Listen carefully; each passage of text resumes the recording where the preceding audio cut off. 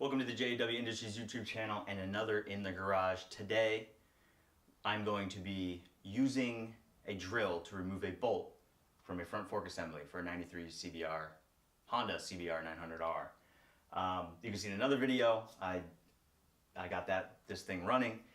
It's now running and the carbs are synced and everything's good to go. Fluids have been all topped off and everything. Now moving on to the front end. So first things first, this thing probably at some point blew a fork seal. And as you can see, nice dried fork oil all over it. So that needs to be replaced. So in the manual it says to leave the forks in the bike and loosen the fork cap and take the bolt and loosen the bolt in the bottom of the fork that holds the damper in. Now, which is much easier said than done. And they tell you to leave it in the bike because if this was a bike that had been used regularly and that had been well maintained, yeah, that in theory is going to be the best way. But a bike that's been sitting for a long time and you know, bolts tend to, I don't know, if they haven't been taken out in a long time and the vehicle hasn't been serviced, they're sometimes difficult to get out. Now this hex bolt is deep inside this fork in here in the bottom, and no matter what I was trying, it was just not working. It kept stripping the bolt out because they're in there. And it tells you even in the manual that there is third locking compound that holds it in there and it might be difficult to get out. Well, they were in line. Now, so when you're faced with this at this point and it's not coming out with the way that the manual says to do it, what do you do? Now, in my theory, there's non-destructive types of removal and destructive types of removal. And the way I go about it is I try all the non-destructive stuff first. If that doesn't work, I move on to the destruction. Destruction is sometimes fun. It can be daunting though. If you've never done this before, you know, it could be tricky. I luckily have had a lot of practice on jet engines because I used to build F-18 engines, and I've drilled many things on $1.5 million engine, so my confidence is kind of built up. So, and they're much smaller things too, not very big. Now, if you've never drilled anything out before, you might not even know how to go about doing it, and you might not want to take it down to a shop and have them do it. So I'm gonna run through, I did the other one already, so this is the second one. And I'm gonna run through how I got it out. Now, I have the bolt here to show you, and I will show you, let me grab it real quick, and then I'll show you what you're going to need. Now, the bolt looks something like this. This is the head of the bolt, and this was the threads of the bolt, so the shank. Now, it was like this at one point, or that's how it is when it's sitting in there. Now, what I've essentially done is, if you look at it, I don't know how good this is gonna, but so I've drilled out the head so that it detaches itself from the shank. Now, I start small and I work my way up, and it helps to have a drill index. A drill index is a series of drill bits that you can buy for pretty, I think this one is like 20 bucks at Lowe's, and this is good for most things. If you're trying to drill really hard materials, probably not gonna do it, but this gives you a bunch of different sizes of drill bits. And it incrementally, if you can see, if you've never seen a drill index before, it incrementally has them go up in size. It's perfect for a project like this. What you're also gonna need is some sort of mallet and a punch, because when you get the bolt drilled out to the right size, the way you know you've gotten it the right size is the head of the bolt will end up coming out with the drill bit.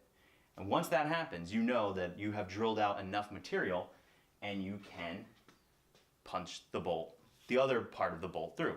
And you just want to give it a little tap, just to knock it out. And then how you know you're really done is fork oil will come out of here. Now it might come out when you punch it. You might have to, it depends on how much fork oil is in there. The one I did yesterday, I had to tip it because there wasn't that much in there. That's how much has leaked out. That's how old and how far these forks have been out of service. Now, so this is it's a pretty simple thing, and you want to drill, you want to try to imagine that you're just trying to remove enough material from the bolt in order to break the head off of the shank of the bolt. So that's in theory what you're trying to do. It's not as difficult as it sounds, and then but the one thing you want to do is make certain that you don't that you drill straight, because you don't want to damage the body of the lower fork here, because then, you know, obviously that's not good. So you want to try to drill nice and straight, and a little bit at a time. Take your time. The key with something like this is patience. Take your time, and then what I do is I have a scribe here, and I will check the depth that I'm drilling. The other thing I noticed when I was drilling is that I noticed once I got the head off, I could see a little bit of copper, like a little copper, which I'm assuming is part of the bolt. Actually, no. You know what that was? That was there's a washer, a copper washer in there. So if you start to see a little bit of copper, you know that you've drilled past, you know, the head of the bolt's out. You're sitting and looking at that copper, which is the washer. There's a sealing washer, and that's what the copper is. So the other thing you're going to want to have is a drill. I'm using this one, which is a Hitachi D13VF, and it's a cord drill, not a battery drill, cordless. And I don't have a battery drill only because I don't want it to run out of juice. So that's why I have this. Plus, I needed a bigger drill for a tubing notcher that I have, so that's why I have this drill. Let's see. And that's pretty much it. It's pretty simple. It's not too complicated. And then also, you're going to want to make sure you have your proper PPE. So you're going to want some safety glasses. You're always going to need these safety glasses. And gloves are always helpful. Gloves are helpful. A lot of people think gloves are just to protect your hands. I actually wear gloves to also protect what I'm touching. So I don't get fingerprints and stuff on it. And it's just does. If you look at a surgeon, he's got gloves on. So why don't you treat your work like a surgeon? I heard that a long time ago from somebody. They said treat everything you do like you're a surgeon, and that kind of stuck with me. So I do the same thing. Make sure and having enough workspace is also key. Having a nice clean workspace. So cover those bases, and you shouldn't go wrong. Now let's get to work here, because this isn't gonna drill itself out. That's for sure. Now. Starting, I think, how did I start? What side did I start with yesterday? I believe I started with, was it 17/64? So let's try 17. Yeah, we'll start with, let's start with the 17/64, and that'll get us going. And then we can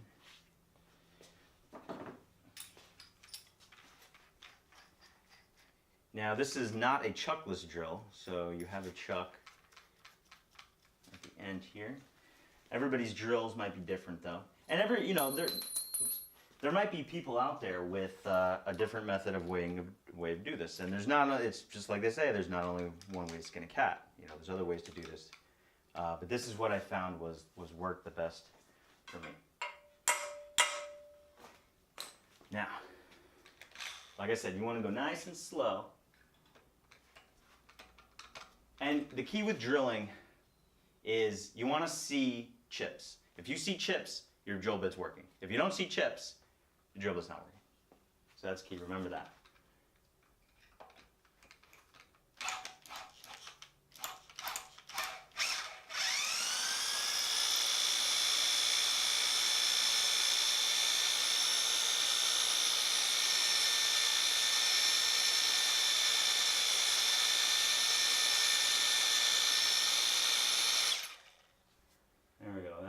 It's a nice start. Now, the other thing that's good about having this scribe is that it has a magnetic tip. So once you start drilling, you want to make sure that you remove the metal filings. So this will be an easy way to do it. You just get your scribe there. Now, I'm going to step it up to the next size. So we're going to go to, and I'm going to go one drill bit at a time. Like I said, it's time consuming, it takes a long time, but it's the best way to do it. So we're going to go to 9:30 seconds now.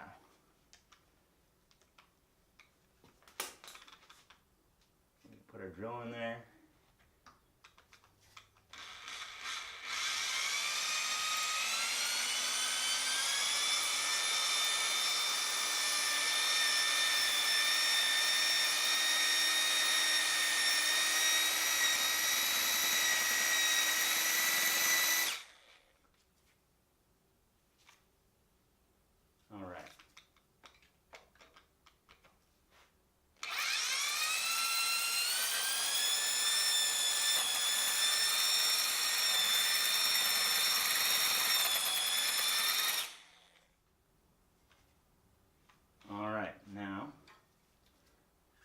Progress. Take out some metal filings. We'll move on to the next drill bit size, which will be 19/64ths. It's like calling bingo. All right.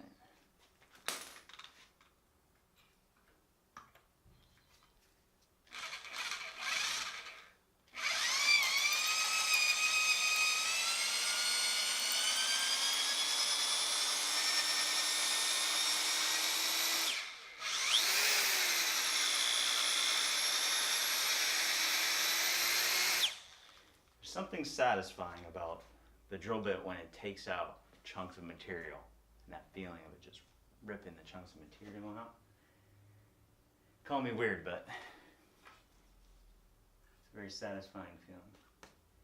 I enjoy it very much. All right, I'm going to go a little bit deeper here.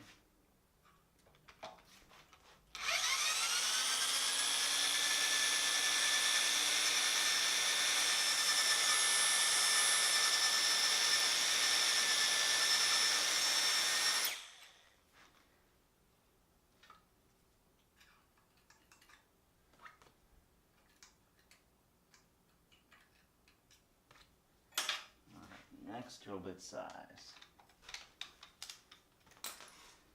And we're going to 5/16. It's common.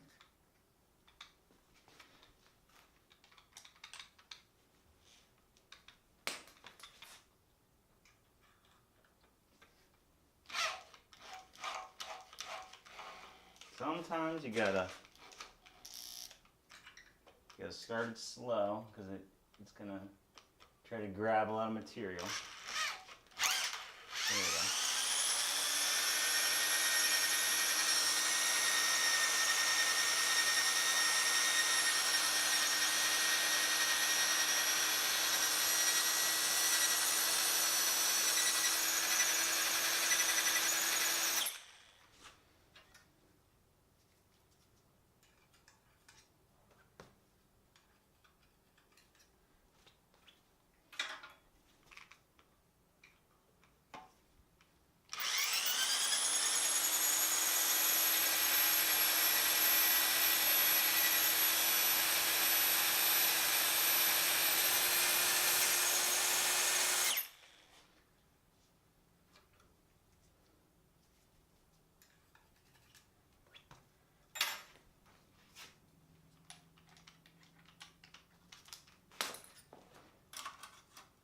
All right, now moving on to the next size we have here, 21/64. It's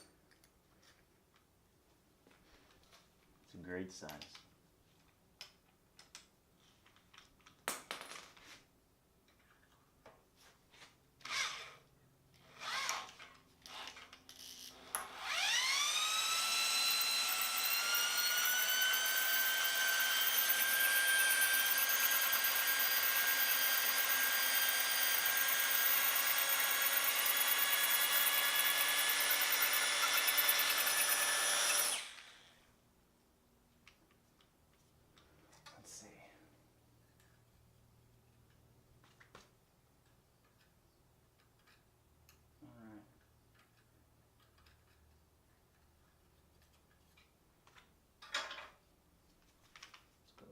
Deeper here, this one.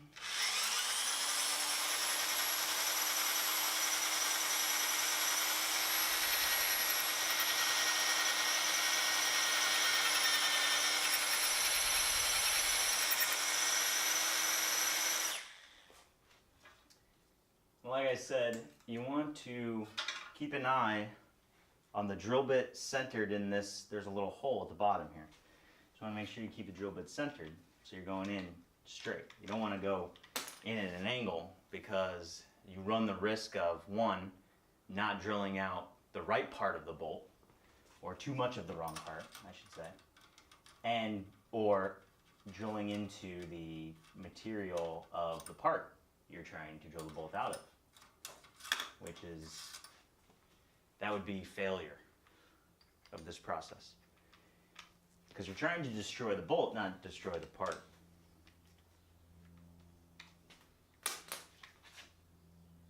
Now we're going up to 11:30 seconds.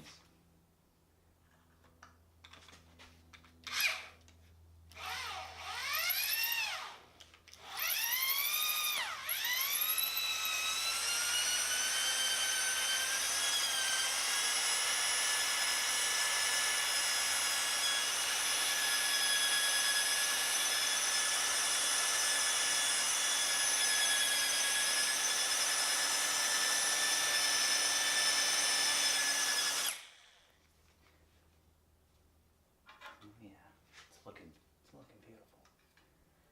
It's looking quite delightful.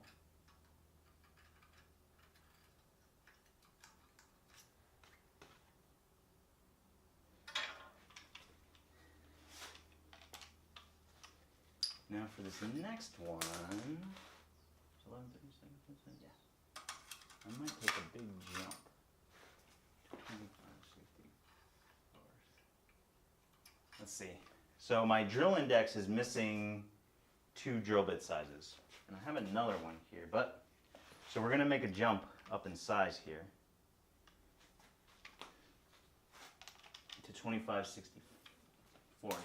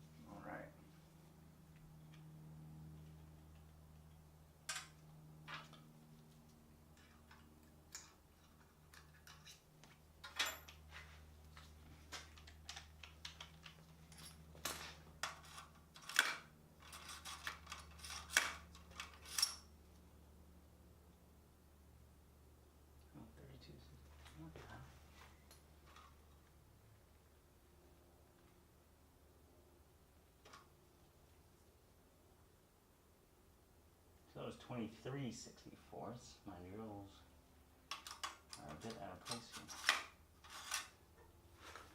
Alright. Now if I remember correctly, this next size, which is 13/30 seconds, was the size that was the winner yesterday, if I remember.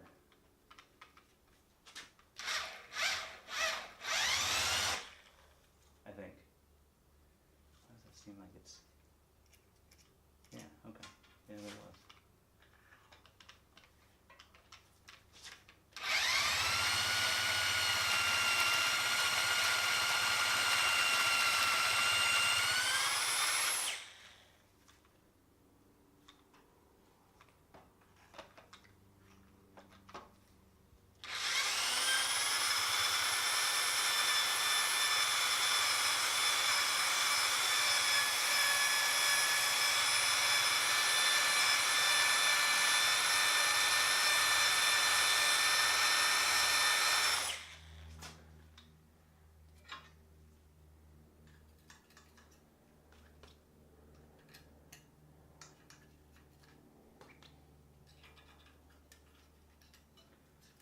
So it's a good sign when you see a lot of metal shavings.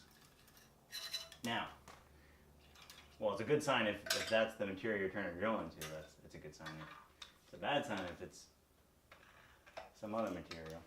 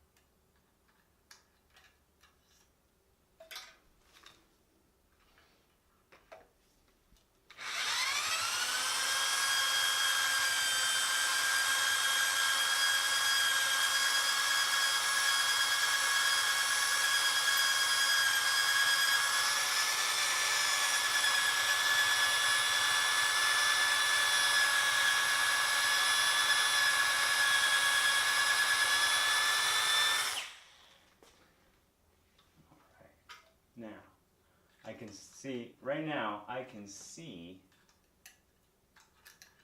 a little bit of copper, which